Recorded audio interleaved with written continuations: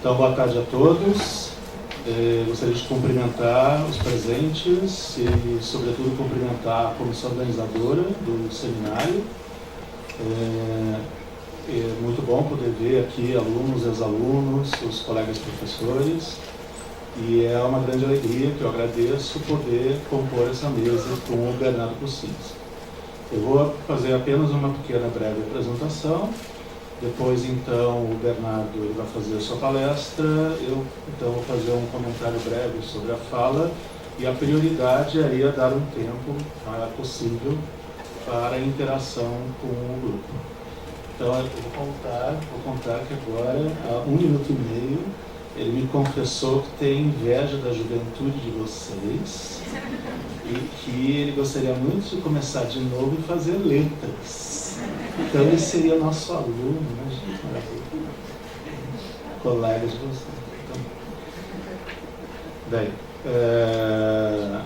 o Bernardo Cussins tem uma trajetória, né, que é importante tanto como profissional da área de jornalismo. Ele atuou em diversos órgãos de imprensa no Brasil e também na Inglaterra. Ele tem um papel de fundador e de promotor de órgãos de imprensa alternativa durante o período da ditadura militar, durante os anos 70. Ele tem uma história de atividade de resistência à ditadura muito importante, inclusive, em decorrência disso, ele chegou a ser preso e exilado. Ele também tem, no caso, uma vida acadêmica. Ele chegou a ser professor titular da Escola de Comunicações e Artes, aqui na área de jornalismo. Fez um doutorado muito importante também na área de jornalismo. E o Bernardo Cussins, que se tornou uma figura mais familiar para nós, porque de alguns anos para cá ele passou a produzir textos de ficção que se tornaram, vários deles, textos de referência, textos fundamentais para a nossa literatura brasileira. Ele tem vários prêmios literários já acumulados, incluindo, o prêmio Clarice Lispector, que ele recebeu pelo seu livro de contos, Você Vai Voltar para Mim, e ele recebeu o prêmio Jabuti por um livro de jornalismo, que ele publicou anteriormente. E eu tenho a felicidade de acompanhar a carreira literária do Bernardo Cussins, desde o início, desde o lançamento do livro K. E a gente observa ao longo da produção, que se estende, no caso, até o momento presente. Ele lançou um livro novo no ano passado, em 2017. Assim, apenas para registrar, então, o livro mais recente se chama Pretérito Imperfeito. Ele também publicou recentemente Os Visitantes. Além do livro de contos, Você Vai Voltar para Mim, Alice, e um que eu não conhecia, que é Imigrantes Mascaros, saiu pela Companhia das Letrinhas. A obra do Bernardo Cussins, que ela é uma obra dedicada a temas extremos, a situações limite. Vários dos leitores do Cussins que o conhecem principalmente pela sua obra referente à ditadura militar no Brasil, e certamente o livro K, que já recebeu muitas traduções em diversos países, diversas línguas. É o livro que tem maior presença e maior circulação dentro do público brasileiro. Esse livro ele tem várias particularidades que a gente teria muita alegria de discutir aqui. Mas eu gostaria de chamar a atenção para o fato de que, sendo caracterizado como um romance, é um livro que tem uma grande variação interna nas suas configurações, como se fosse um hibridismo, de fato, de vários gêneros. A gente encontra diálogos que remetem ao teatro, a gente encontra cartas dentro do K, a gente encontra cenas que têm um forte efeito de real e outras cenas em que o impacto do movimento psíquico interior é muito importante. E a gente tem também uma abertura que se tornou bastante célebre, em que está dito: tudo neste livro é invenção, mas quase tudo aconteceu. Então, não apenas os temas são temas extremos ligados ao risco de morte, ao sofrimento extremo, à perda, à dor, o tema dos desaparecidos, o tema dos pais que perdem os filhos e não conseguem encontrar seus corpos, mas também há a situação limite em termos da forma literária da escrita, no que se refere justamente à delimitação entre o que seja testemunho, o que seja ficção, o que seja fabulação literária. E nessa abertura, justamente, que a gente tem um enriquecimento das possibilidades de pensar. Em larga medida, os textos do Renato Kucinski, eles têm um impacto de pensamento, um impacto filosófico, inclusive, sobre as maneiras como a gente pensa o passado, as condições de interpretação, de elaboração da memória. E um tema que, para mim, é muito caro especificamente, é a maneira como ele lida com a relação entre literatura e religião. Ele trabalha com figuras de autoridades religiosas, padre, rabino, que mostram, que colocam a instituição e normas acima da sensibilidade e do sofrimento do outro, como o incrível conto, o velório. E, finalmente, eu gostaria de dizer que trata-se de uma combinação única em termos do desenvolvimento, da contribuição imensa que ele deu para esta universidade, como um intelectual, um professor e uma presença constante de mobilização e de transformação na USP, mas também agora como alguém que tem um domínio da palavra capaz de abrir formas de representação e formas de reflexão que antes não existiam. Então eu passo a palavra ao Bernardo Kucinski. Nossa, foi demais isso. Nunca imaginei que fosse tão importante assim. Obrigado. Bom, queria agradecer o convite ao Vanderlei, que fez os contatos, ao professor Jaime, que se dispôs a fazer mediação. Eu acho que a ideia é muito mais a gente interagir, eu ouvi o que vocês vão falar também, e eu vou tentar, então, falar pouco. Quando me convidaram, me obrigaram a fornecer logo um título, né? Elas me deram um prazo, até tal dia fornecer um título. E eu, como não queria ficar com isso na cabeça, inventei na hora já um título. Falei, vai ser porque escrevo, né? E esqueci. Aí, quando foi se aproximando a data aqui do evento, eu me lembrei do título e fiquei meio que prisioneiro desse título, né? E aí eu me lembrei que, na verdade, era um título que estava lá já na minha cabeça faz tempo, de um texto do Orwell, que vocês devem conhecer, e cujo conteúdo eu já tinha esquecido. Então eu fui lá na maravilhosa internet, porque meus compêndios do Orwell também já o perdi, não sei onde estão, e recuperei um pouco do que o Orwell escreveu. E eu vou me valer um pouco, usar o Orwell como um fio condutor, né, do que eu escrevo, né.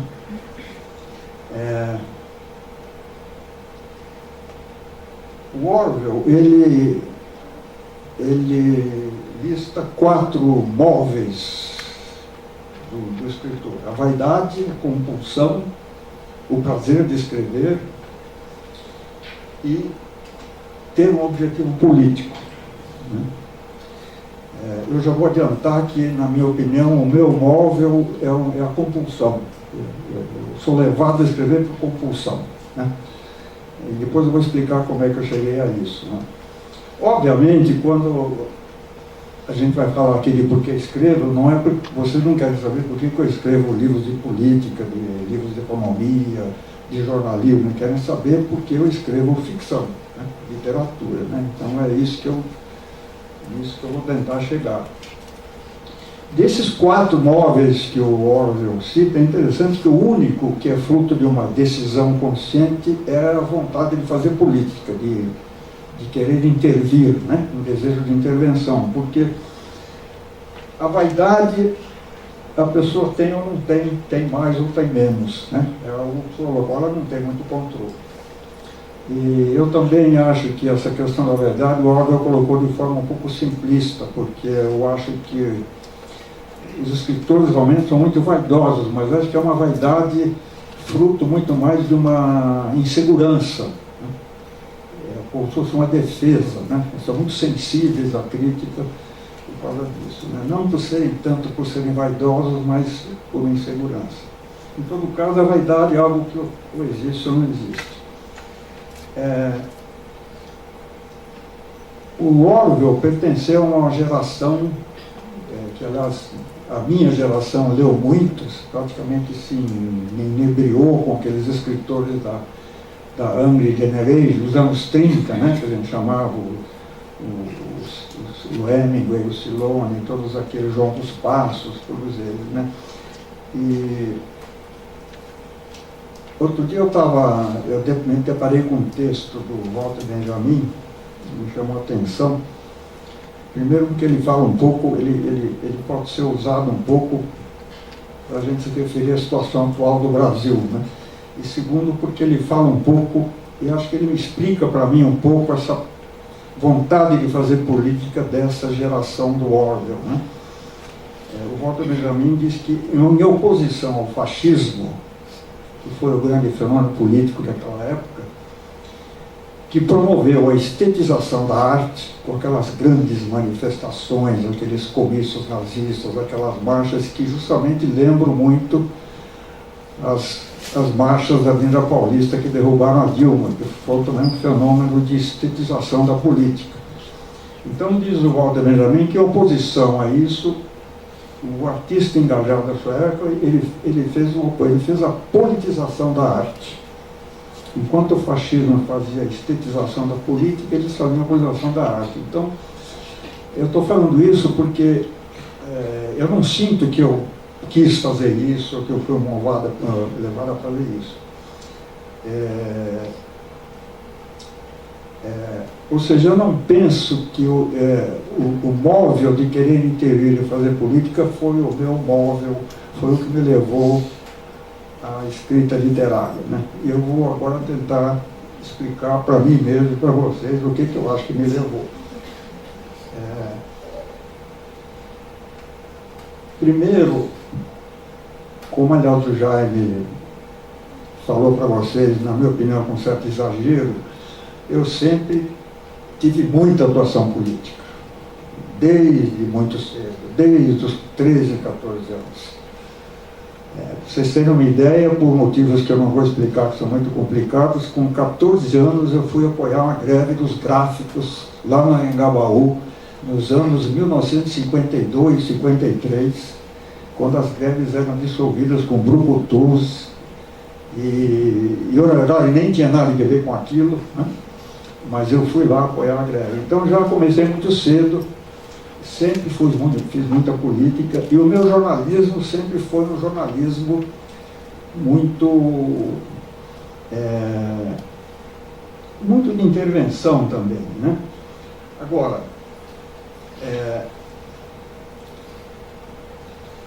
diferentemente do Orwell e de muitos desses escritores dos anos 30, dos anos 20, até mais recentes, e infelizmente eu não tive o hábito de manter um diário, não mantinha correspondência regular com ninguém. Tinha durante a juventude, a adolescência, uma vida nesse sentido espiritual até um pouco, não digo pobre, mas um pouco rarefeita, algo talvez ligado à minha própria personalidade. E mesmo como jornalista, nunca fui de ficar anotando, fazendo observações subjetivas sobre os lugares onde eu ia, as pessoas que eu entrevistava, observações sobre o clima. Era a reportagem, escrever reportagem e publicar.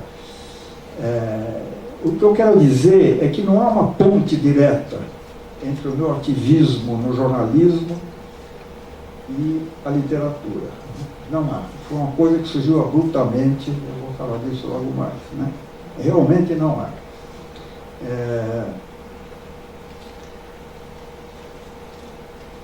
O jornalismo, ele, na verdade, ele foi ao mesmo tempo meu grande campo de realização e, num certo sentido, também ele me manietou, porque eu entrei no jornalismo na era do apogeu do jornalismo, do grande jornalismo, daqueles caras que cobriam a guerra do Vietnã, a guerra de libertação da África. E eu tinha verdadeira paixão pelo jornalismo. Deslumbramento é a melhor palavra. Uma visão até assim acrítica do potencial, da importância, do potencial libertador e humanista que tem o jornalismo. Eu vestia a camiseta do jornalismo. Durante toda a ditadura militar, antes e depois, eu vestia a camiseta do jornalismo e fui no jornalismo muito corajoso. No jornalismo. Eu estou explicando tudo isso porque eu vou chegar no ponto que eu quero chegar, que foi um ponto de ruptura. E de repente, o que aconteceu? Aconteceram algumas coisas simultaneamente. Primeiro, eu fui vítima da compulsória. 70 anos, quando você está na melhor fase da tua vida, você leva um pé na bunda, cai na universidade. Ao mesmo tempo, eu tinha acabado de sair do governo Lula. Eu tinha sido emprestado para o governo Lula. Eu fiquei lá uns 3 anos e meio. Foi um período muito rico, muito fértil, muito extraordinário, onde eu produzi horrores, né? Escrevia todo dia para o presidente, compulsivamente, às vezes 3 cartas por dia. Ele ia viajar, já tinha uma carta na mão. Foi uma coisa impressionante. Eu fiquei impressionado comigo mesmo como eu produzi nessa época. Isso também eu estou falando para mostrar, depois levar ao ponto que eu quero chegar, que é o ponto da compulsão. Como jornalista, eu me tornei um escritor compulsivo, né? Depois eu vou voltar a isso. Mas então aconteceu isso. Eu levei um pontapé da USP, tinha saído do governo, eu voltei para a USP, eu pensei que ia ficar ainda mais uns 5 anos, 6, mas tinha lá uma proposta de mudar a expulsória para 75 anos, mas nunca foi aprovada, acabou. Eu ainda dei algumas aulas de jornalismo nesses cursos da PUC, esses cursos meio rápidos que tem por aí, mas eu logo me dei conta, já tinha me dado conta antes de ir para o governo Lula, de que os jovens que assistiam aos meus cursos de jornalismo não queriam aprender aquilo que eu queria ensinar. Eles estavam em outra. O que eu tinha para dar para eles não era mais o que eles queriam receber. Então também o ensino foi. Né? E digo também a política, naquele sentido. Quando eu já saio do governo Lula um pouco exausto da política, né? Ali houve um processo assim, que começou insidiosamente e foi corroendo a minha cabeça. Eu ia lá no palácio, aqueles milicos, eram aqueles milicos que já estavam lá de antes da ditadura, e eles sorrindo para a gente, e sabe, as pessoas eram as mesmas, e embora o governo fosse um governo que a gente pensava que era um governo transformador, tudo entusiasmado, mas muita coisa ali era hipocrisia, fingimento, e principalmente onde eu estava, na SECOM, que eu estava com uma energia brutal, todas as ideias que eu dava eram engavetadas, eu ficava pela metade, eu percebi, eu tinha uma visão, eu realmente tinha uma visão muito interessante do que devia ser a comunicação de governo, e aquilo aí nada. Enfim, é isso, o ensino não tinha mais sentido, a USP tinha me expulsado e a política já tinha me cansado. Então criou-se um vazio. Eu estou aposentado e o que eu vou fazer na vida? Né? E aí houve um pequeno empurrãozinho, que nessa época foi criada uma revista chamada Revista do Brasil, por um grupo de sindicatos, onde eu até escrevia peças jornalísticas também. Mas ela tinha uma última página ali para ficção. Coisa pequena, de 2 páginas. 2, 3 mil toques, uma coisa assim. E eu escrevi ali meu primeiro conto, a minha primeira ficção mesmo. Que chama-se A Aposta. E aí entra uma coisa interessante, que tem um pouco a ver com o processo de criação, que não está aqui no meu roteiro, mas eu vou falar para vocês, que é o seguinte. Esse conto é uma história de um lixeiro, de 2 equipes de lixeiro que competem entre si, porque o supervisor lá inventou uma competição. de sacanagem, inventor de sacanagem, tá? Eles trabalharam mais depressa. E eles foram inventando métodos cada vez mais rápidos de recolher o lixo, né? E até que esse lixeiro vai girando o saco, vai girando e vai girando, e cai na máquina junto com o saco do lixo, ele é esmagado lá. E ele está contando a história de como ele morreu. É isso. É um conto curtinho, forte, eu achei interessante. E aí, depois desse, aí eu escrevi mais alguns, mais um outro. Aí eu escrevi essa carta a uma destinatária desconhecida, que é o primeiro capítulo do K, que foi um dos primeiros que eu escrevi.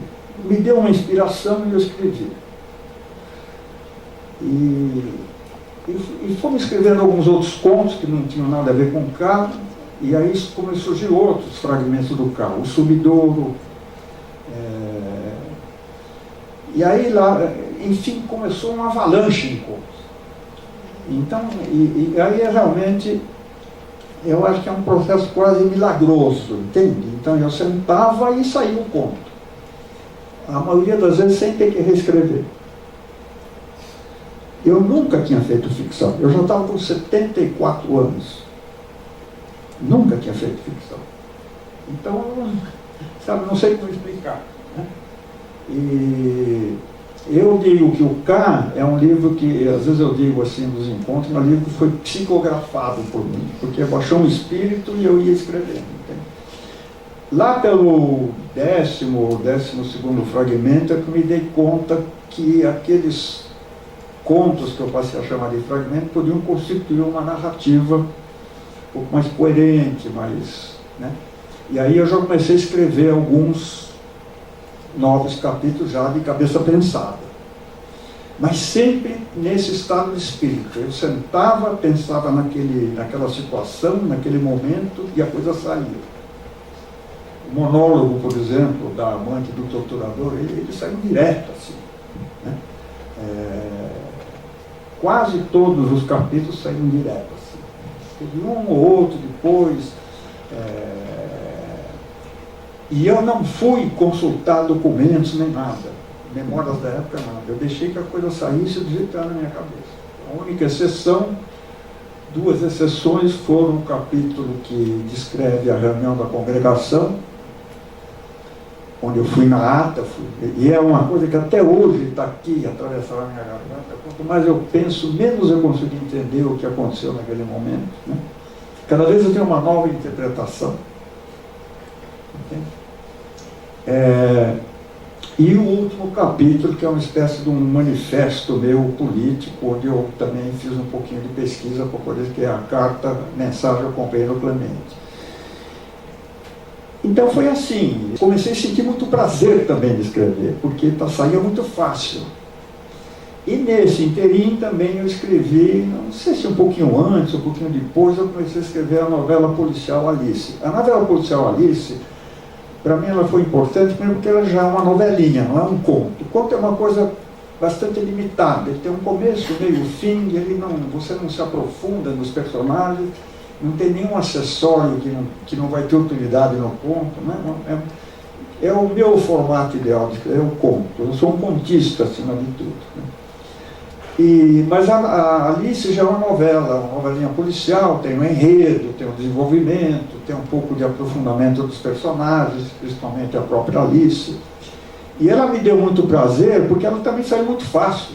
Saiu em 3, 4 semanas, saiu. Depois eu tive que consertar umas coisas, mas saiu fácil. Não é lá uma grande novela, eu gosto dela mais do que as outras pessoas que não gostam muito. É uma novela que fala da universidade, ela é inspirada também na vida real, né?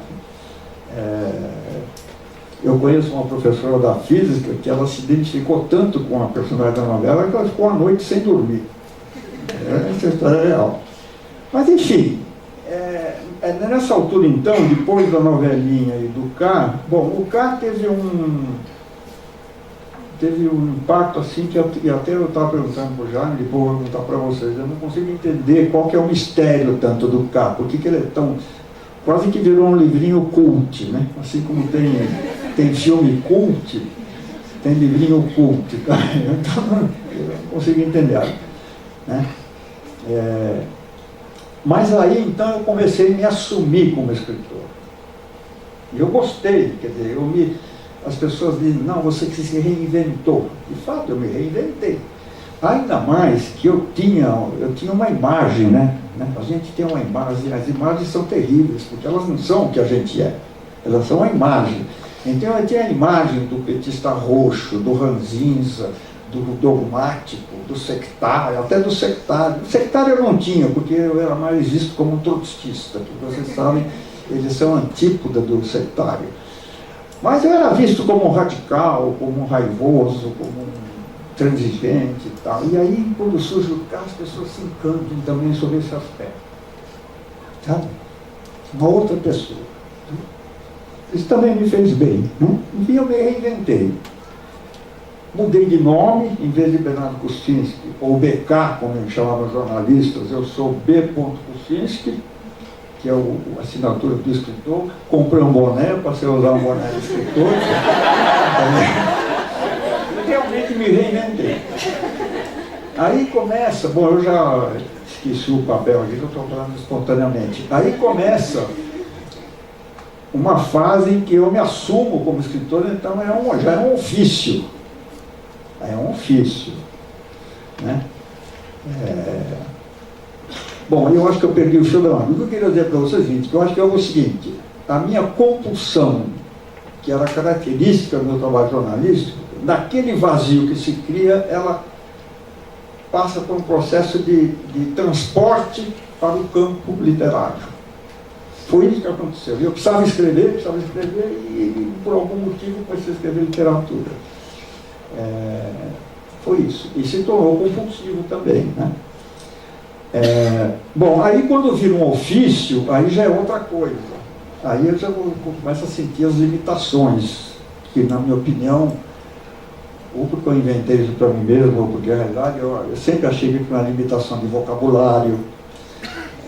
Comecei a achar também que essa herança da linguagem jornalística, da economia de palavras, da concisão, da clareza, ela era muito boa, mas por outro lado limitava o uso de recursos literários, das figuras literárias, né? das imagens, das metáforas, a própria ambiguidade, tudo isso eu sentia que estava faltando. Né? Então eu comecei também já a estudar um pouquinho, ler mais, comecei a ler escritores da língua portuguesa que escrevem bem. Né? Porque eu passei também muitos anos, esses anos na Inglaterra, esses anos, lendo em inglês, veja que coisa triste. Lendo em inglês porque os ingleses escrevem muito bem, os livros são muito bons, e eu lia muito em inglês, lia. Parei de ler em português, lia pouquíssimo em português. Aí comecei, estou lendo agora só a literatura na língua portuguesa, principalmente os portugueses, escrevem muito bem, e alguns brasileiros também. Né? Então eu agora estou nessa fase de me assumir como escritor, como um ofício, que me dá muito prazer, muita angústia também, porque às vezes a coisa é difícil de sair. Né? Eu, por exemplo, tenho 2 novelas debaixo do travesseiro que eu acho que são imprestáveis, eu não sei o que fazer delas, entende? Tenho até vergonha às vezes de mostrar para alguém e tal, mas às vezes eu sinto que preciso mostrar e eu não sei o que vou fazer delas. Então, estou vivendo aquela angústia agora do escritor. Agora, no meu caso, vou terminar agora e a gente pode começar a conversar. Tem uma outra coisa que eu quero dizer, o seguinte. Houve um episódio, que não interessa aqui qual é, mas que me levou a, de repente, evidentemente por causa da minha idade, a trabalhar muito ou ser muito possuído pela noção da finitude da vida. Essa noção da finitude da vida é interessante, a gente vive a vida inteira sem pensar nisso, mas tem uma hora que vem, que cai a ficha, bom, daqui a alguns anos eu vou morrer. Né? Aquele meu amigo morreu, minha tia morreu, meu primo morreu, meu irmão morreu, a minha geração está morrendo. Então vem a E eu, como entrei nessa de escritor, todo aflito, de querendo escrever, então agora eu tomei uma decisão, um ano atrás, mais ou menos, dois, e aquele monte de contos que eu escrevia, contando historinhas, né, com uma extrema facilidade, eu falei, não, eu agora vou escrever as coisas que só eu posso escrever. E que são as coisas que só eu posso escrever? São as coisas da minha vida, do que eu vivi, da minha família, dos meus amigos, né? Não vou mais escrever historinhas sobre os outros, não. Então eu estou nessa agora, que é uma fase mais difícil, né? Então o pretérito perfeito, ele já entra nessa categoria, né? Embora vocês possam dizer, não, mas o K já era isso. Mas é que o K surgiu espontaneamente, não foi uma decisão minha. E agora já é uma decisão, assim, de aproveitar os anos que eu ainda tenho de escrita útil para escrever coisas que só eu posso escrever. Essas são minhas ideias autorais. Eu acho que para começar tá bom, não tá, Jaime? Tá ótimo. Fala da sua caderneta. Fala da sua caderneta. A minha caderneta? Conta essa história. Não, eu sempre levo. Você sabe que os escritores, isso não é outra coisa que os escritores têm métodos, né? Um dos métodos é levar uma cadernetinha e estar sempre anotando coisas e tal. Mas ultimamente. Se vocês falarem com ele, vai anotar. Eu vou anotando, Mas ultimamente eu ando meio preguiçoso. Eu tenho umas 80 cadernetas dessa. 80. E alguns cadernos também. Uma coisa que eu preciso falar para vocês é assim. Eu me inspiro muito em salas de concertos. Já falei isso em outros encontros. Então lá eu levo um caderno um pouco maior e sento num lugar que tinha um pouquinho de luz, nas primeiras cadeiras, lá no coro, e lá pelo segundo movimento, assim, eu já começa a vir aquela ideia, aí eu tiro a caneta e já escrevo e tal. E aí é gozado como a coisa vem, né? Eu acho que é devido à extrema concentração que a gente usufrui numa sala de concerto. Não existe lugar no mundo que tem tanta concentração. E aí vem a ideia, eu anoto, depois eu nem preciso olhar mais o que eu escrevi, mas eu já tive aquela inspiração, né? E, então, além das cadernetinhas das 80, eu tenho lá uns 10 ou 15 cadernos também, com anotações, né? Mas é isso. Tá bom? Vamos ver os...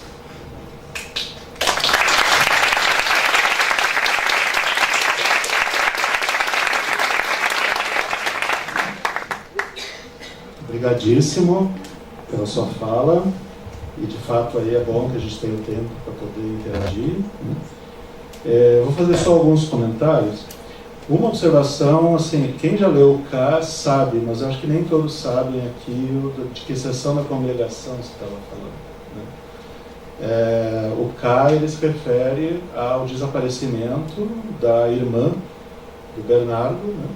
Tem uma dimensão de testemunho, embora tenha vários elementos literários, o livro também tem uma dimensão de testemunho, e ela era professora daqui da USP, do Instituto de Química, e o que aconteceu é que ela desapareceu durante a ditadura militar, e o Instituto de Química tratou a situação como se fosse falta da professora, que estivesse deixando de vir ao trabalho, e a demitiu. Então, apenas muito recentemente, houve não sei se foi um pedido de desculpas propriamente, né, mas houve uma atitude de reconhecer o erro grave que foi cometido naquela ocasião. Então, do ponto de vista de quem está na USP, esse assunto é um assunto delicadíssimo, porque a gente vê como uma sessão de congregação, que em geral a gente vê como uma burocracia, pode estar causando níveis de sofrimento muito grandes, dependendo da situação, dependendo de quem aquilo envolve, né? E aqui é um caso extremo, justamente, né?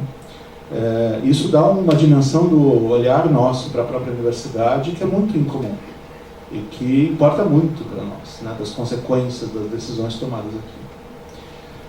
Então, só uns comentários aqui sobre a sua fala. Primeiro, uma grande alegria pessoal de você falar do Walter Benjamin, que quem foi meu aluno sabe o quanto eu amo, né? Então, e de fato eu acho que tem uma grande importância de trazer o nome dele, porque tem afinidades entre vocês dois, né? Assim, uma série de preocupações com relação à interpretação do passado, a compreensão justamente da necessidade de fazer uma escrita que não conceda, né? Como o Benjamin escreve num outro ensaio, né?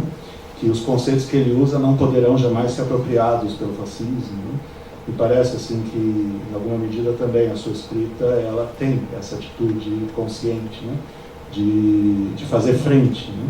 E como a gente está vivendo hoje num tempo de autoconservadorismo, com o surgimento de movimentos proto-fascistas no Brasil e em outros países, né? Essa discussão ela não é nada menos do que urgente, né? Então isso é um ponto muito positivo. Eu fiquei muito comovido com o modo como você contou esse início da vida do escritor como um momento de passagem de tempo, né? Então, houve um tempo que, digamos assim, encontrou uma espécie de saturação, em que você foi, levou o pé da bunda da USP, e também você teve um cansaço da relação com o governo, porque várias ideias que você tinha eram engavetadas, não eram realizadas concretamente. Então, nos dois casos, você está lidando com instituições, né, que estão, digamos assim, em volta de você, mas que agem à nossa revelia, né? Tem uma piada que eu costumo fazer aqui, que eu vou repetir, que é de que as pessoas não podem ficar com angústia demais por causa de mestrado, por causa de aula, porque a instituição não retribui o nosso amor, né? Assim, a gente se pensa na USP, vai dormir, sonha com a USP e tal, mas no fundo, a USP não está sonhando com a gente, né? Assim, não há nada parecido com isso, nem um pouco. Então, você tomou a literatura, em larga medida, como algo que de fato depende sobretudo de você e não da instituição, né? Que as editoras tenham te acolhido é uma alegria, mas de fato o tempo aí mudou no sentido de ser um tempo de você doado para as instituições, passando a um tempo que é você, de certa maneira, doado para si mesmo, para o passado, para a família e para aqueles que estão dispostos a ler você e conversar com você, né? Então, no fundo, acho que foi uma excelente virada, uma excelente mudança. E que ela continue por muito tempo ainda, né? Com mais cadernos e cadernetas, né? Olha, quanto aos dois livros, como é que é? As duas novelas que estão no travesseiro, né? Cadê? Duas novelas que estão no travesseiro, que você não sabe fazer com elas, você faz assim. Você fala comigo, a gente vai fazer uns seminários aqui, a gente lê essas novelas com você, a gente vai trabalhando para ficar mais adequado. Porque a gente tem muitas ideias, né? A gente pode fazer uns estudos comparados e tudo. É sério? Tá? E o boné é ótimo, muito bom o boné. Gostei do boné. O que vocês acham? Podia dar aula de boné? Não. E para terminar aqui o comentário, né, de fato eu acho que a finitude da vida, a percepção da finitude da vida é um elemento importante, né, para você como escritor, também outros escritores são importantes para você, para nós, enfim. E que a gente veja pessoas que estão aí com 18 anos, 20 anos, e a gente possa falar desse assunto, eu acho que é a melhor situação possível, né? De fato, eu acho que é uma questão crucial hoje, porque nós estamos vivendo em tempos em que o valor da vida singular está muito rebaixado, né? Quer dizer, cada um de nós se preocupa, claro, com a finitude nossa e a finitude dos que estão próximos, mas a gente vê, assim, situações contemporâneas em que a facilidade de tornar a vida do outro algo que não vale nada, ela tem crescido muito nos últimos anos, né? Então, acho que você tocar nesse assunto é uma forma de mostrar o apego que nós temos à vida aqui, o apego que nós temos que ter à vida, e já é em si também uma intervenção, uma resistência contra esses gestos de desumanização, de destruição que estão cercando a gente atualmente, né? Então, é muito bem-vindo o seminário, é muito bem-vindo essa conversa. E eu vou interromper aqui a minha fala, tá? Aí, se você quiser comentar alguma coisa, a gente vai em seguida passar para o debate. Eu queria Eu estava perguntando ao Jaime, quer dizer, eu tenho essa curiosidade de por que o K é tão paparicado na academia, né? Quer dizer, por que tem tanto TCCs e não sei o quê. Pode parecer vaidade minha, e de fato eu me deixo um pouco vaidoso, mas é uma coisa que eu gostaria de ter uma explicação. Uma explicação realmente, sabe? Para quem não sabe, tem um dado importante, que é de que o livro Os Visitantes é um livro que trata também da recepção do K. Sim, sim. Inclusive tem um primeiro capítulo de uma senhora que aparece, reclama do K, né? E aí então é preciso ver o que acontece com os leitores, por que eles fazem isso. Então, está aberta a palavra.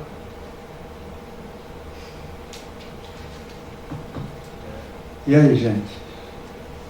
Sim, por favor, bem não. Oi. Olha, eu sou um pouco surdo, aliás, bastante surdo, então ou você fala bem alto ou pega um microfone. Então eu vou passar o E mesmo com o microfone. Isso, vai ter essa cerimônia toda. Se apresentar, dizer por que está aqui.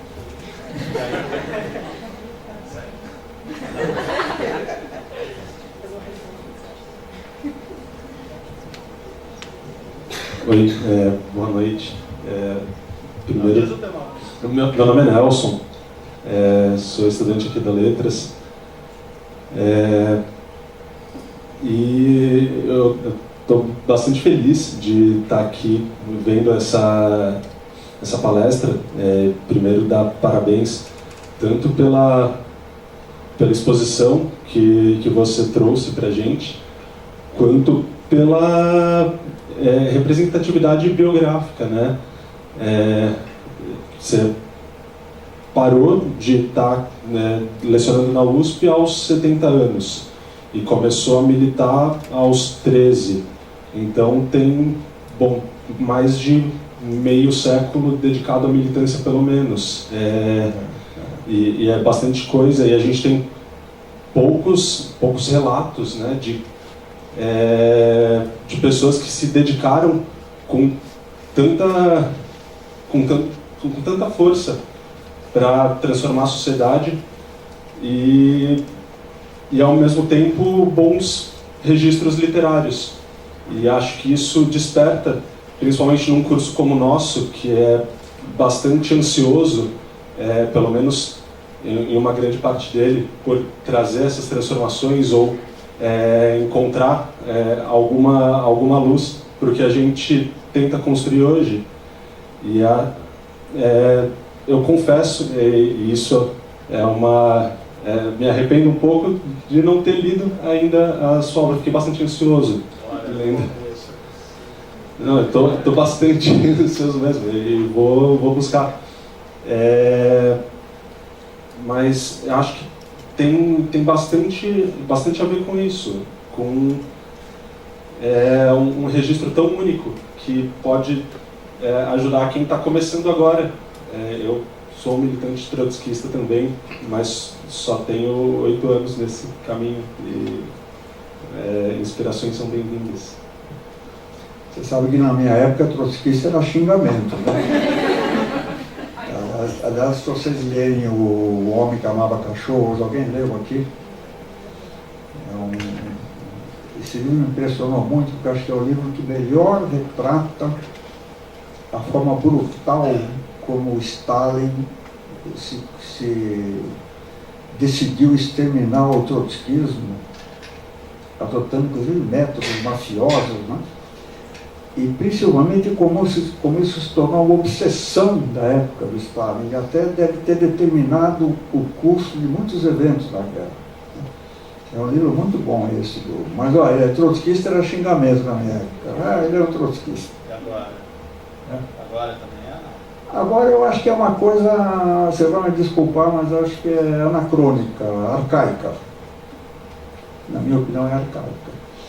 Eu queria dizer sobre a sua fala que tudo que aconteceu comigo e com a minha geração foi uma coisa que aconteceu naturalmente. Nós não fomos heróis nem nada disso. Era uma coisa da época, né? Era coisa que, quando eu entrei aqui na USP, um pouco tardiamente, era a época das paritárias, né?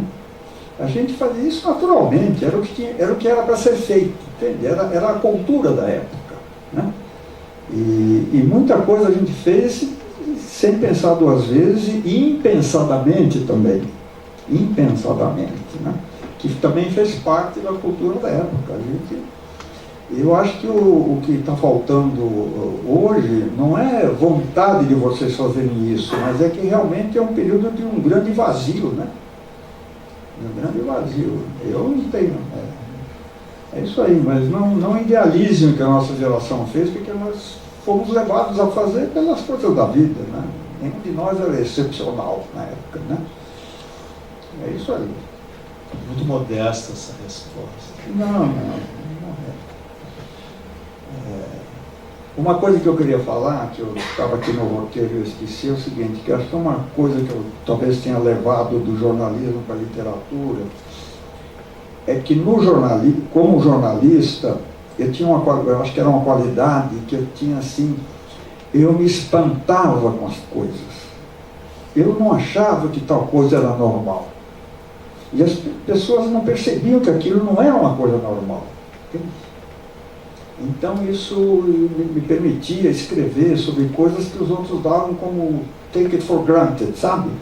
Um exemplo que eu posso dar para vocês eu me lembro que eu fiz uma vez uma reportagem sobre esquistossomose. Não sei se vocês sabem o que é isso. Então é um bichinho que vive num caramujo. Você tem que entrar na água, o caramujo solta lá uma coisa que tem que te picar. Aí ele entra dentro de você, fica no teu intestino, se desenvolve e é um ciclo, né? E existe uma forma tão simples de quebrar esse ciclo, é só as pessoas serem privadas em casa. Porque esse caramujo, depois quando você vai fazer cocô, ele vai junto com o cocô na água e contamina. Mas os cientistas do mundo inteiro trabalham até hoje para descobrir uma vacina contra esquistossomose. Porque é uma coisa mais simples ter privado em casa. Então essa é uma coisa que eu sempre me espantei com isso, sabe? Então eu escrevi uma grande matéria sobre isso. Então essas coisas, eu acho essa coisa de se maravilhar e também se espantar, eu acho que também falta um pouco às vezes para muitas pessoas. Entende? Não sei se eu falei isso, mas é isso. Não, inclusive conhecimento biológico nosso. Mas vamos lá. Próxima pergunta. Não. Tem a Camila e tem você, mas eu não sei quem levantou o braço primeiro. Lá, o microfone. Vem as duas já, façam todas. Falem o nome, aí você pergunta. A gente ouve as duas e aí você responde as duas. Boa tarde. Alô? Boa tarde a todas e todos. Boa tarde, professores. Professor Bernardo, para mim é muito... Seu nome, gente? Natália, eu estudo... Alô? Eu estudo Ciências Sociais aqui, mas eu fiz jornalismo na ECA. E primeiro eu queria te falar que, apesar de você ter sido, compulsoriamente saído do departamento, eu entrei em 2009 e a gente ouvia muito falar das suas aulas e que era uma pena você não estar dando aula lá ainda, então queria dar esse recado. Eu não li o Cálice, os livros de jornalismo, mas achei muito interessante a história que você contou, como você entrou na ficção, e me chama muita atenção que você falou que foi uma passagem natural, né? Que os contos foram saindo assim, sem você se preocupar muito, e quando você viu, você tinha um livro, né? Que depois você amarrou de uma forma, né, mais pensada, assim.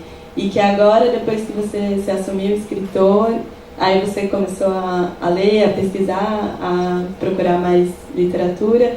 E aí eu queria saber se foi mais difícil passar a escrever quando você se assumiu escritor do que quando você começou espontaneamente, assim, sem uma carga tão pesada de querer fazer bem feito, assim. Boa tarde. Meu nome é Camila, sou estudante da Letras e tenho muito interesse em estudar ditadura militar. E minha pergunta, na verdade, são duas. Muito obrigada pela conversa. Eu estava num evento que você deu na biblioteca do Parque Vila Lobos no ano passado, foi muito enriquecedor também. E a pergunta é a seguinte: a partir do conceito de história, contrapelo de Walter Benjamin e o obscurantismo da ditadura brasileira, você enxerga cá como uma tentativa de preencher essa lacuna?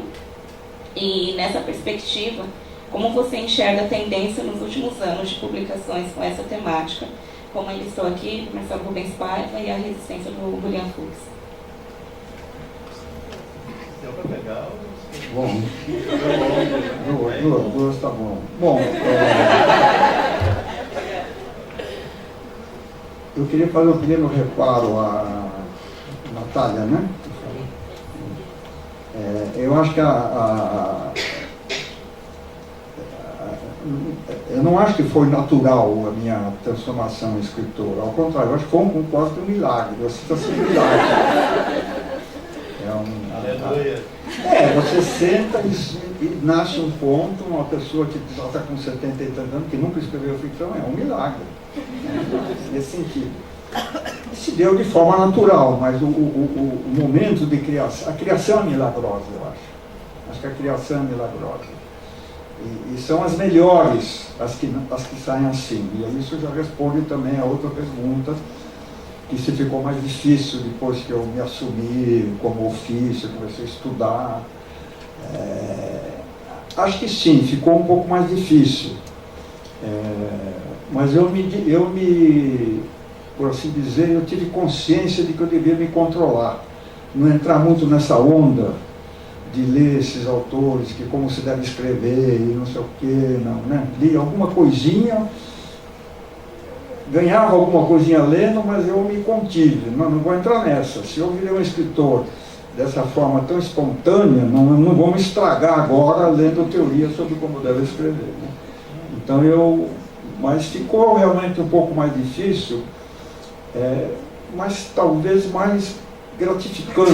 Por exemplo, o pretérito imperfeito, que vocês talvez ainda não conheçam, saiu há pouco tempo, que foge dessa temática da ditadura e tal, é um livro que onde eu já privilegio mais a construção, o uso das palavras.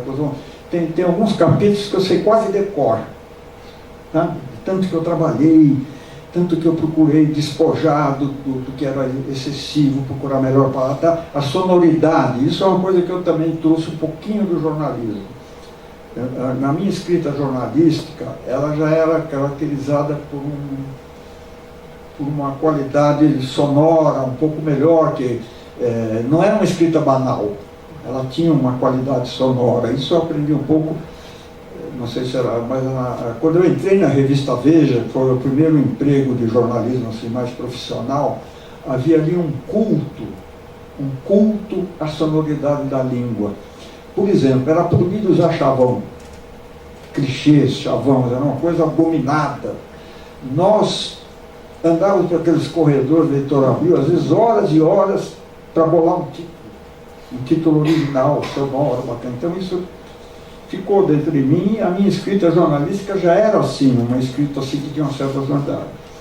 Quando eu agora me assumo como ofício, eu tento elevar isso a um nível já um pouco mais elaborado, né? Então, o Pretérito Imperfeito é assim, é um livro onde aquilo que começou a virar um certo estilo, que é uma linguagem forte, econômica, mais forte, expressiva, no Pretérito Imperfeito ela é realmente,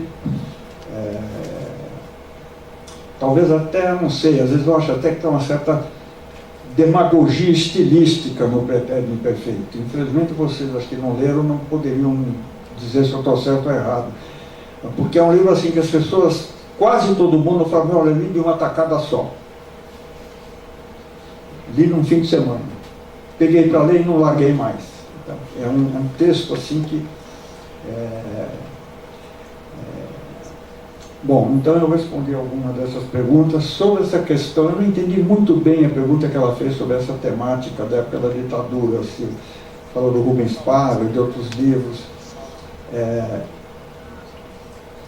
Eu acho assim,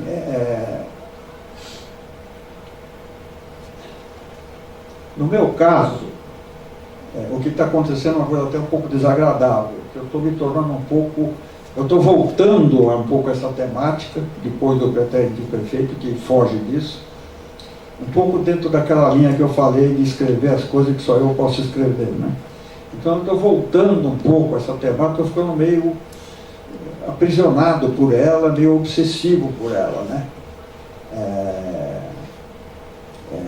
E eu acho que ainda não se escreveu, não se fez a literatura à altura daquilo que foi a ditadura brasileira, né? Ainda não se fez até hoje, ainda talvez um dia se faça.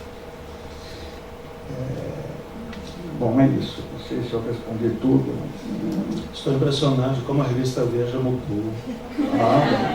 Mas era assim no começo, né? No início ela tinha esse projeto e era assim, durante o primeiro ano. Preocupados com a sonoridade.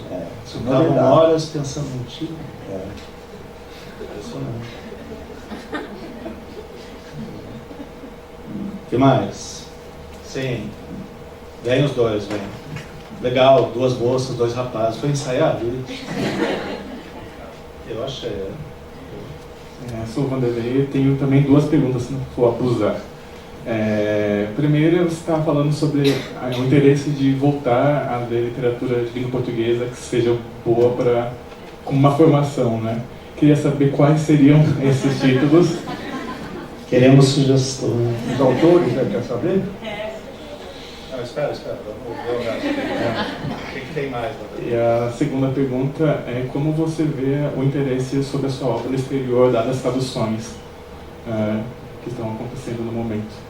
Como é que eu vejo o interesse e a circulação no exterior da sua obra? Das traduções, as pessoas te chamam, Só uma curiosidade, a tua pergunta é bem diferente ou é parecida? Então fala agora. Eu sou o Magno, eu sou da história, na verdade, então estou um pouco de intruso aqui, né? Não sou da letras. Bem-vindo. Fiquei muito comovido, né, com a sua fala, com a sua palestra, porque primeiramente eu conheci você pela sua produção de ficção, né? Pelo K e pelo Você Vai Voltar Para Mim. E depois eu fui ler, enfim, coisas que você publicou sobre jornalismo, etc. e tal. Tentando responder essa pergunta que você fez, por que o seu livro virou cult, né? Por que ele está sendo muito lido, né? E aí, claro, uma leitura muito pessoal. Eu me conheço um pouco da literatura de testemunho, né? Do Gabeira, do Sirkis, enfim, aqueles relatos que foram lançados a partir no final da década de 70, né? Denunciando o que foi a ditadura. Quando eu li o seu livro, eu fiquei muito impressionado, muito impactado, né? E aí, discordando do que você falou agora, acho que o seu livro está muito à altura, né? Do que foi a ditadura, né? Então, toda aquela imagem, né? O monstro, enfim, que vem na figura do Fleury, por exemplo. Eu não vejo isso, não vi, né? Pelo menos na pouca literatura de testemunho que eu li, eu não vi isso. E mesmo estava esses dias recentemente escrevendo coisas sobre pesquisa e me deparei usando, né, essa expressão de sorvedouro de pessoas, né? Que é uma coisa que a gente não acha numa literatura científica sobre a ditadura e que a ficção está aí, né? Para dar a imagem pronta, né? Para tentar buscar esse impacto, né? Para tentar alcançar, enfim, uma dimensão, enfim, né? A dimensão do que foi aquilo, né? Então, enfim, eu fiquei muito feliz de ver a sua fala. E seu livro fala da ditadura, mas também, pegando um pouquinho o gosto do professor Jaime, muito atual também, né? Essa máquina de sorvedor de pessoas, né? A herança da ditadura, né? De todo aparato militar, enfim, está muito presente ainda. Então, enfim, acho que era esse comentário. Obrigado mesmo pela sua fala. Tá, muito obrigado. Bom, eu não vou falar dos autores que eu estou apreciando, porque, em primeiro lugar, porque eu leio e esqueço o nome deles. Prático. Não, eu tenho um problema de memória realmente grave, meio quase que patológico, que eu esqueço os nomes.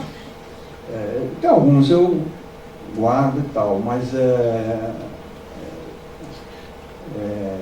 por exemplo, Pepetela, por exemplo, Anjuk, por exemplo, Mia Poucas, que vocês conhecem, né? Eu estou lendo um português agora, como é que chama? Peixoto, chama? Chama Galveias o livro também. Tem uma autora, tem alguns autores aqui nossos, que eu não vou lembrar o nome, mas eles estão trabalhando muito com a linguagem como uma estrutura que ela não é a norma escrita, mas ela reflete as hesitações do próprio pensamento, né? Então ela tem rupturas. Eu acho muito bacana isso. Eu não consigo fazer isso, porque eu tenho uma cabeça muito racional. Infelizmente ela é racional demais para um ficcionista, mas eu estou tentando entender como é que essas... né? É um pouco aquilo que acho que o Saramago faz também, né? Eu voltei a ler o Saramago, que eu achava um chato de galocha, mas eu voltei, comecei a ler agora, acho que chama Caverna, né? E ali ele já fazia isso, né? E tem alguns autores agora que estão fazendo isso que eu acho muito bacana, né? Tem um livro que esse já é de 3 ou 4 anos atrás, Hora de Lançar Pedras. Você sabe qual é o autor? Não. Ele é muito bacana. Henry Salva. Então, tem alguns autores, né, contemporâneos nossos. Ah, esse? Estevão Mantosi. Esse eu gostei muito, né? Tem esse mineiro que escreveu o Manual Técnico de Guerrilha Urbana. Você leu esse livro? É muito bom. Tem alguns bons, muito bons. Os mineiros são bons. Agora, eu sinto um pouco nesse sudeste aqui brasileiro, aqui a gente fala, aqui é uma língua geral, né? Ela não tem personalidade, né? E isso se reflete um pouco na literatura também dessa região aqui. Já no Nordeste é diferente, no Sul é diferente, né? Mas eu estou atrás desse tipo de escrita, entende? A escrita que se realiza de forma artística na própria escrita, entende? Eu acho muito bacana. Quase como se fosse poesia, né? Quase como se fosse poesia. Deve até ter um nome essas coisas, né? Vocês que são... Nós sabemos os nomes. Prosa, poética, não sei. Hibridismo de gênero. Bom, é isso. E outra coisa, infelizmente, também voltei a ler os clássicos um pouco.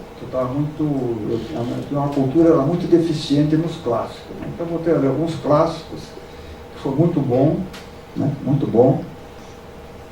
Ultimamente eu li o Dom Quixote de novo, eu li Odisseia, eu leio uns clássicos assim, sempre é bom, né? Viram, alunos de letras? É bom ler? E estou evitando o que eu não leio literatura, traduções de livros estrangeiros, porque aí contamina, né? Polui, né? E com isso eu perco algumas coisas boas também, mas eu tento, porque também o tempo é limitado para ler, né? Mas é isso, eu estou atrás desse tipo de coisa, né? O mergulho na língua portuguesa, né? Ofício do escritor. Qual era a segunda parte da tua pergunta? O que ele tinha? A recepção no exterior. A recepção no exterior. Bom, o K teve uma recepção realmente surpreendente. Ele já foi publicado nas principais línguas, em alemão, em francês, italiano, espanhol, catalão, japonês, que mais, sei lá. E agora está em hebraico também, e agora vai sair em polonês. Vai sair daqui uns 2 meses em polonês. Umas 10 línguas saiu o K. Mas também foi o único, né? E vocês estão felizes com isso? Eu fico, claro que fico feliz, né? Existe um programa da Biblioteca Nacional, nesse país em que pouca coisa funciona, mas esse programa funciona, é o programa de apoio a traduções. E muitas dessas edições acho que não teriam saído se não fosse o programa de apoio à tradução. É um programa de baixíssimo custo para o governo e que tem um efeito muito importante, né?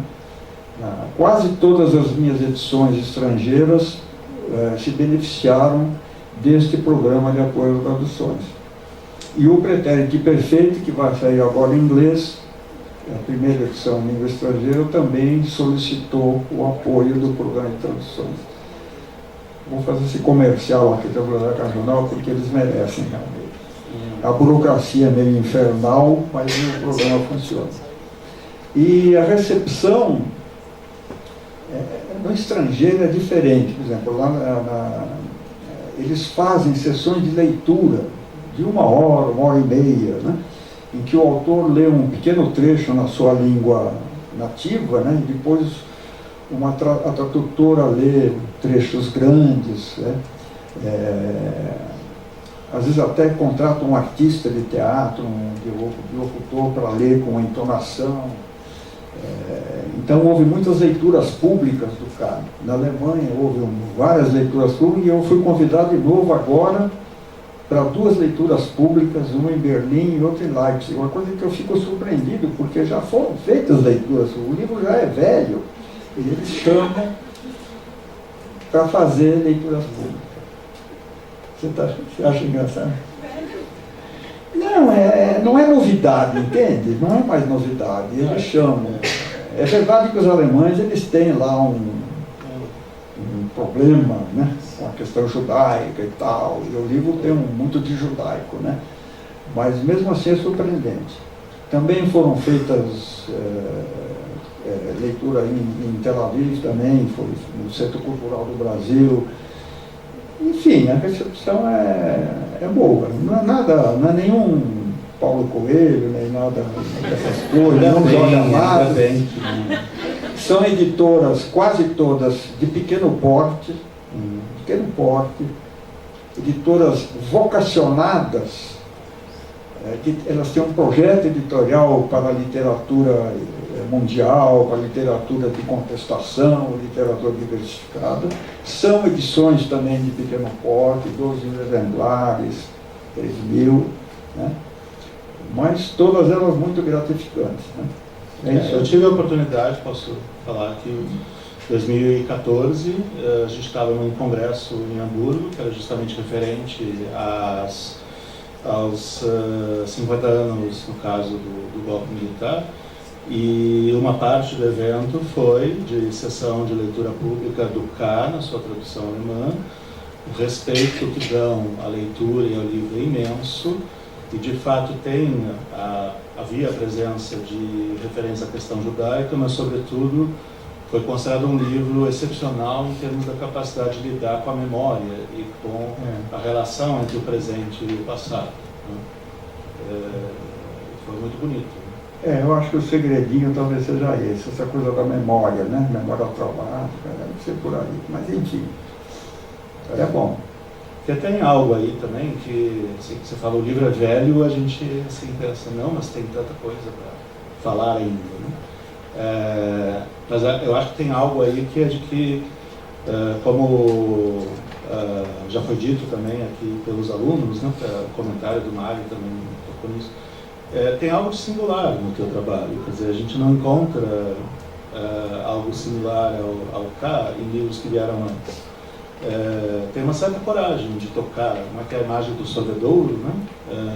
Tem uma coragem de tocar em certos pontos que são muito delicados, que são eticamente tensos, que podem ser constrangedores com relação ao conservadorismo do ambiente, e está tudo lá, né? A minha parte preferida do livro, eu já falei para ele, é o capítulo da terapia. Eu acho aquilo muito impressionante, porque de fato sai do tom que é dominante do livro, que é o tom focado no protagonista, e entra em algo que parece ser uma peça de teatro, de fato, que é o diálogo entre 2 mulheres. Você pode falar um pouquinho sobre esse capítulo da terapia? É impressionante. E aí tem o Fleury, justamente, o monstro. Eu não sei o que falar, eu só posso dizer que é inspirado em coisas que aconteceram, mas trabalhava num plano, é como aquela frase de abertura, né? Foi tudo inventado, mas tudo aquilo aconteceu.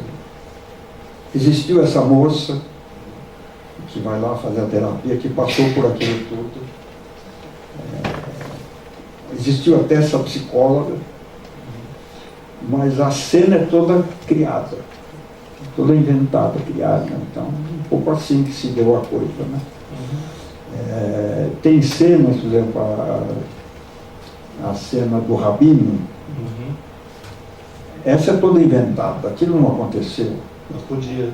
Aquilo foi uma coisa que me ocorreu porque a questão do corpo era essencial no tipo de história, do luto e do corpo, né? Então eu tive que inventar realmente uma coisa que não aconteceu. Né? Embora tenha acontecido coisas, não aquilo parecido, mas aquilo foi todo inventado. E tem coisas ali que são quase que factuais, né? Tem muita variação, realmente. Quando você começou a falar aqui antes da minha fala, você começou a falar do livro, eu fiquei meio impressionado. Não sabia que ele tinha esses atributos todos. Tem, a gente conta mais. A gente fala para você como é que eu sou. Você escreveu. Eu sabia que ele tinha uma diversidade de formas, né? Monólogos, diálogos, vários tipos, mas eu não tinha, talvez nem eu tinha a dimensão do que significava realmente essas formas todas. Né? É que você, antes da gente começar aqui, o Bernardo fez um comentário de que ele estava acompanhando um pouco trabalhos que eram escritos sobre os livros dele, né? Mas aí você deu um número bem pequeno, 12? Você tinha visto 12 trabalhos? Não entendi o que você falou. Quantos trabalhos sobre o seu livro você chegou a ver? Eu tenho uma listinha lá que eu vou anotando, uns 10 ou 12. É muito mais. Muito mais. Inclusive fora do Brasil, né? A gente tem um contato constante com o Joaquim Micael, que é professor da Universidade de Bielefeld. Ele publicou na revista Teresa, aqui da pós-graduação, um artigo longo sobre o K, no ano passado. Eu acho que o que a gente pode trabalhar no sentido criativo é que a gente cria contextos de leitura para o seu livro em que ele fala mais e mais. Né? E a sua preocupação com relação às limitações dele, de fato, elas são preocupações desnecessárias diante da singularidade que ele tem. Não, concordo. Tá. É que realmente é uma coisa que eu fico meio espantado, assim. Às vezes eu penso assim, porque eu tenho uma visão meio, você vai me desculpar, eu tenho uma visão meio meio crítica da academia, né? Quem nunca? Bem crítica. Então, às vezes, a academia cria um escaninho, né? Então criou esse escaninho, memória traumática. E ele entrou, caiu com uma luva nesse escaninho. Nossa, rendeu alguns trabalhos por isso. Então, talvez por isso, mas... Não se preocupe, a gente não é tão bacana. Não só. Mais algumas perguntas? Sim, mais perguntas, ainda temos tempo. Sim. Olha, ela também tem chapéu. Perguntas com chapéu são daqui. De chapéu, mas não escrevo. Eu queria dizer que é uma alegria enorme ouvir a tua fala. Meu nome é Márcia, eu acabei de ingressar aqui no mestrado em literatura brasileira e queria te perguntar o seguinte: agora que você se dedica a escrever as coisas que só você pode escrever, fala um pouquinho como é que é o teu método de trabalho, como é que é hoje, como é que você se dedica ao seu ofício. Você falou um pouco sobre tomar as notas nos caderninhos, sobre as suas leituras também, como é que isso parece que se configura uma pesquisa para o teu trabalho. Eu queria saber como é que é, se você tem uma disciplina, como que é isso? Obrigada. Bom, eu já tive mais disciplina quando eu comecei, né? Agora eu estou com menos disciplina. Em geral, eu escrevo de manhã, não escrevo muito à noite, escrevo de manhã. Trabalho, às vezes, várias coisas ao mesmo tempo. Por exemplo, agora, por exemplo, hoje de manhã eu trabalhei bastante, mas numa coisa que estava largada faz tempo. Eu tinha uma vez, eu não falei aqui, mas eu escrevi um folhetim que chamava-se Matar o Presidente. É um folhetim muito engraçado, né? É uma paródia política. O presidente é encontrado morto de manhã e tem uma carta testamento e todo mundo começa a comparar com a morte do Getúlio e tal, mas como ele não tinha 2 dedos, o delegado descobre que ele não se matou, que ele foi assassinado, e vai por aí a novela. E tem tudo a ver com o que está acontecendo hoje. E por um motivo circunstancial eu peguei esse texto, que é de uns 3 anos. Esse texto tinha saído num jornal no ABCD Jornal, como um folhetim em capítulos. E eu comecei a retrabalhar o texto, eu fiquei a manhã inteira nisso, e de fato você percebe como um texto que você escreveu há 2 anos atrás, agora você pega, você já está com um instrumental melhor, né? E estava trabalhando nisso, mas eu trabalho várias coisas ao mesmo tempo. Em geral, eu tenho uma ideia, por exemplo, tem essas 2 novelas que estão debaixo do travesseiro, porque eu não sei o que eu vou fazer delas. Eu tenho uma ideia agora de escrever uma pequena novela que é inspirada num amigo meu que morreu, com quem eu tive uma relação muito longa e é um amigo que teve uma vida muito sofrida também e tal, então eu queria escrever um livro inspirado nele. Ele era um artista de teatro, então eu bolei uma situação em que ele está inclinado na cadeira onde se faz a maquiagem e ele fica pensando na vida. Então eu tive essa ideia, eu quero trabalhar essa ideia, né? Já escrevi 2 ou 3 capítulos, depois eu larguei e comecei a fazer pesquisa sobre teatro. Tem essa parte do ofício, né? Você vai pesquisar. Por exemplo, esse livro do Saramago que eu estou lendo agora, A Caverna, você percebe claramente que ele foi pesquisar tudo sobre cerâmica, como se faz, porque ele trabalha minuciosamente as técnicas, os materiais. Tá? Então agora eu preciso estudar teatro para poder escrever essa novela sobre um amigo que artista de teatro. Mas parou porque eu tenho outras demandas, né? Mas é assim, em geral eu escrevo de manhã, às vezes eu consigo escrever a hora seguida e às vezes eu largo. Tentei, a partir de uma entrevista que eu vi com um escritor, eu tentei me disciplinar para todo dia, antes de começar a trabalhar, ler alguma coisa boa. Ler um pouco de poesia e tal. Até separei lá uns livrinhos num lugar perto da janela, onde tem luz. E de vez em quando eu faço isso, mas precisava me disciplinar mais. Enfim, não tenho muito método, né? Não tenho. Estou numa fase um pouco sem método, né? Já tive mais e é isso. Um escritor sem método. Como dizia o Milor, um escritor sem estilo, eu sou um escritor sem método. Escreve todo dia, Luiz. Agora, eu tinha essa compulsão, acho que até essa compulsão está desaparecendo um pouquinho, sabe? Essa de escrever todo dia. Que tinha naquela época, eu escrevia os contos, todo dia eu escrevia um conto, está desaparecendo um pouco. É que eu estou com a cabeça com muito... Essa situação do Brasil não está legal para o escritor, sabe? É uma situação meio deprimente, né? Então a gente fica também muito... Realmente deprime mesmo.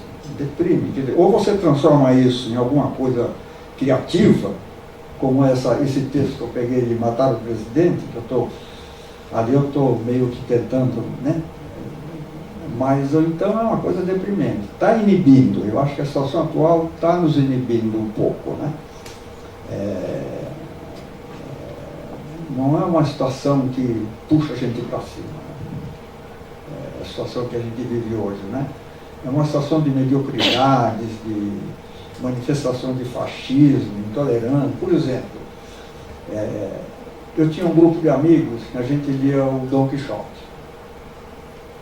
Por isso que eu li o Dom Quixote, entende? Um grupo de amigos de 30 anos, 40 anos, e de repente surge ali aquela amiga de 40 anos que você viu que ela falou uma besteira, entende? Aí você fica pronto. Então eu já não fui mais no grupo Dom Quixote. Devia ser uma grande besteira. Então é uma coisa que tem. São coisas estranhas que estão acontecendo, de fato. Aliás, eu estava lendo um livro sobre um dos poucos livros de língua estrangeira que eu li agora, sobre a Revolução Russa, que saiu pela Boitempo, e tem um trecho que ele fala ali que em São Petersburgo, lá mais ou menos por junho, julho, a exacerbação entre mencheviques e bolcheviques era tanto que havia crimes provocados por discussões políticas. Nós talvez vamos chegar a isso aqui também. Não, espero que não, né? De jeito nenhum. Mas enfim, é isso. Eu acho que eu ando meio pouco produtivo ultimamente por causa um pouco desse ambiente. Acho que um desafio que a gente costuma procurar discutir aqui é justamente, num ambiente hostil, a possibilidade do pensamento aberto, do pensamento criativo, qual é a alternativa, quais são as alternativas. Você, de fato, já escreveu sobre temas muito, muito exigentes, você foi a pontos de vista que outros não foram, para tratar de temas delicados. Então, é preocupante para mim ficar ouvindo para outros aqui. Eu acho que as coisas são tão difíceis que até escrever fica mais... Olha, ontem eu estava dando uma pequena entrevista para o Pedro Hertz, naquele programa Sala de Visita, e a última pergunta dele faz: o que você gostaria de escrever agora? E eu falei para ele que, olha, o que eu realmente gostaria de escrever é se eu tivesse a capacidade, alguma coisa que tivesse a altura, alguma coisa literária que fizesse jus a essa coisa absurda, caótica, esdrúxula que está acontecendo no Brasil hoje. Alguma coisa assim, na esfera do realismo mágico, alguma coisa, sabe? Mas eu não consigo, não tenho, acho que não vou ter bastante para isso, entende? Mas isso seria bacana. Uma coisa assim, bem porreta mesmo, que sabe, sobre o que está acontecendo hoje no Brasil, né? Isso seria um projeto literário bacana, né? Mas ainda tem tempo de fazer. Não. Olha para a juventude. Mais alguma pergunta? Mais alguma?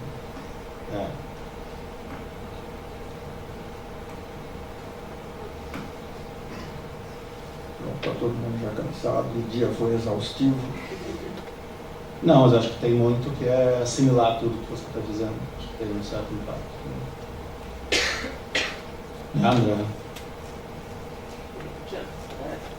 André, faça uma pergunta de professor aqui, está faltando. Eu só gostaria de ouvir um pouquinho que você falou da...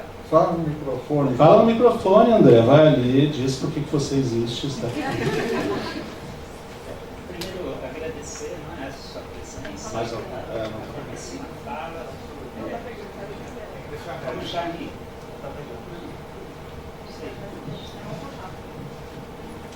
Alô? Como o Jaime disse, não é? Acho que você trouxe tanta coisa para a gente refletir, pensar, nós aprendemos muito. Eu gostaria apenas, você disse sobre o K, não é? Que ele virou um livro cult, e de fato, qual é o seu nome? Magno falou muito bem, não é? Acho que é mais do que merecido, é mais do que compreensível. Trata-se de um livro extraordinário, acho que dos mais extraordinários sobre esse período. Mas eu acho que os visitantes ficam um pouquinho esquecidos, talvez, provavelmente porque ele é mais recente. Eu acho um livro extraordinário também, sobretudo para nós que trabalhamos com literatura, porque você brinca exatamente com essa questão do escritor, né? Diante da realidade, diante da fantasia. Eu queria que você, se você pudesse falar um pouquinho sobre isso, como é que o escritor lida, né? Sobretudo agora que você disse que quer contar as histórias que só você pode contar, mas só você pode contar de uma forma que será criada por você, né? Como é que você trabalha com essa questão realidade, fantasia e sobretudo, por exemplo, no caso do K, a dificuldade, o distanciamento que o escritor precisa ter e na verdade, você foi uma experiência traumática para você. Como é que você conseguiu, mesmo tendo dito algo sobre psicografia, não é? Como é que você conseguiu? Pega lá os visitantes para mim. Então, eu vou falar dos visitantes, que já falam muito do carro. Os visitantes, eu gostei porque já eu estou assumindo um pouco o ofício do escritor aqui. Então, eu trabalhei muito com diálogos. Há uma maior elaboração das falas, dos diálogos, né? Agora, a coisa extraordinária dos visitantes, e em parte ele tem um defeito, é que quase tudo que está aqui aconteceu de fato, e é surpreendente. Então, por exemplo, aparece essa moça que foi presa política, que foi dirigente da LN, que foi uma das principais cabeças da LN, e ela me telefona e fala sobre a mensagem ao companheiro Clemente. A gente sabia que tinha essa mensagem. Como é que você conseguiu? Estava com o Wilson, sabe? E ela, ela, outro também, vários amigos meus que eram da LN, eles acham que essa mensagem é um documento que existiu, e ele não existiu, eu inventei da primeira à última palavra. Então isso é uma coisa muito surpreendente. Outra coisa surpreendente que está aqui, tem a ver com essa reunião da congregação, é que quando saiu cá, a reunião da congregação da Química, veja, 1974, 40 anos depois da ditadura, mais de 40, e depois da sacanagem que eles fizeram, quando saiu cá, o diretor do Instituto de Química, na reunião da congregação, propõe um voto de censura ao cá. Veja só. Entende? Agora, 10 anos atrás, entende? Agora, 5, 10 anos atrás. Foi um voto quando saiu o carro. Saiu em 2011. A revista da DUSP reproduziu o capítulo da reunião da congregação, porque eles nem leram o carro, mas eles leram esse capítulo que saiu na revista da DUSP. E ele propõe um voto de censura à reunião da congregação. E a congregação aprova. Entende? Então isso é uma coisa assim impressionante, que é um outro capítulo dos visitantes, né? E vai por aí afora. Então os visitantes, ele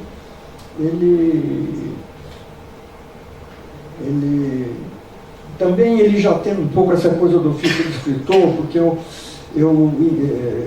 bolei uma estrutura, né? Quer dizer, um cara que está em casa e vai recebendo, tem um fio condutor, né? Ele vai receber um visitante, depois do outro. Eu gostei de fazer esse livrinho aqui. Ele não teve... ele deveria talvez ser publicado junto com o K, como uma espécie de um suplemento, não sei, né? Mas ele é um outro livro, é outro instante, outro momento, outro tipo de abordagem, mas eu gosto. E é uma leitura gostosa, agradável, tem ironia. Outro, por exemplo, esse que eu mencionei no K, que eu digo lá, que entregou mais de 30, né? O Fleury não teve nem que acender o cigarro, ele já foi entregando, né? Então esse era um cara que existiu, e que na minha época todo mundo falava, pô, ele entregou todo mundo, né? Então esse sujeito me manda um e-mail reclamando. Olha, primeiro que não foi assim, foram 18 que eu entreguei.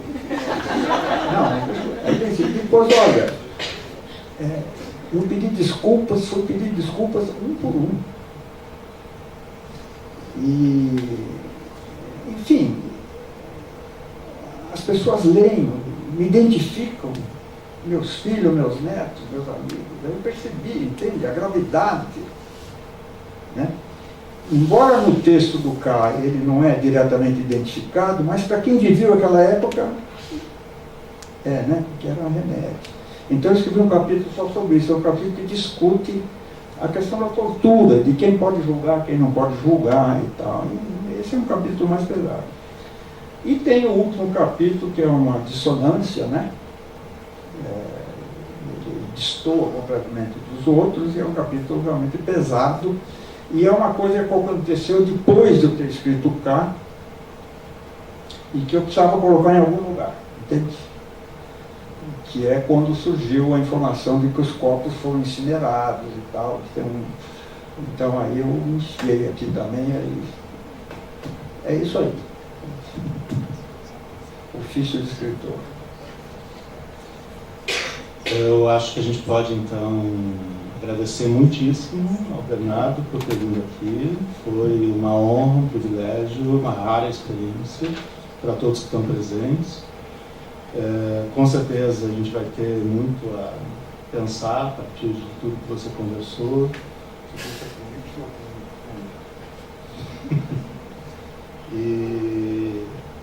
com certeza nós queremos ver as novelas que estão embaixo do travesseiro. Embaixo do travesseiro não é o lugar ideal para elas ficarem. Né? Mas então, mais uma vez agradecendo a organização do evento, pela oportunidade, agradecer a todos os presentes. Né? Então, valeu.